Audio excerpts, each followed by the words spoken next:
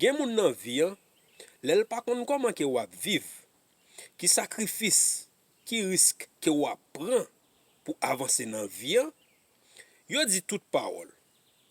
Gen lot, le yo pense yo kon koman ke wap viv, yo fabrike tout parole. Kon sa tou, le yo wè ki progrès ke wap fè, ki sa ke réalize, yo ray yo.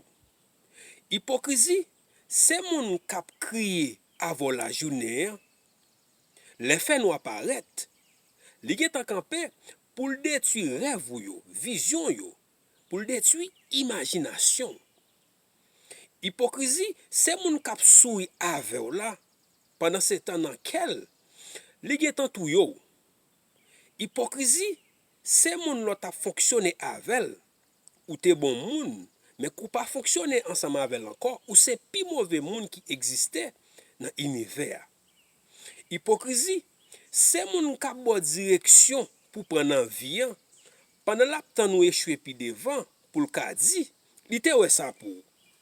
Hypocrisie, c'est moun k'ap critiquer ou pour ça que fait la journée. Pendant ce temps, moun sa l'ap dormi la dan chaque soir. Hypocrisie, c'est moun kap souri pour l'an mort pendant le pral aider pote Sekrè la. Hypocrisie, c'est moun kap mando comment yé pendant la temps nous plaignez pour le kal critiquer ou. Hypocrisie, c'est tout ça qui autour de nous yo, que n'a dit qui pas bon yo, pendant ce temps n'a ben la dan yo. Hypocrisie, c'est pi gros ennemi la vie. Hypocrisie fait nous pas ouais si drogue, c'est pi gros commerce qui existe dans le monde là. Hypocrisie fait nous pas ouais si virus, c'est pi gros industrie qui existe dans le monde là. Hypocrisie fait nous fermer genoux pour nous pas ouais si religion avec la presse, c'est pi gros cancer qui existe dans le monde là. Hypocrisie fait nous vignon esclave dans mental nous. Nous enterrer vizyon'w yo, nous enterrer rêve nou yo, nous enterrer imaginasyon pendant focus sur ça l'autre monde a fait.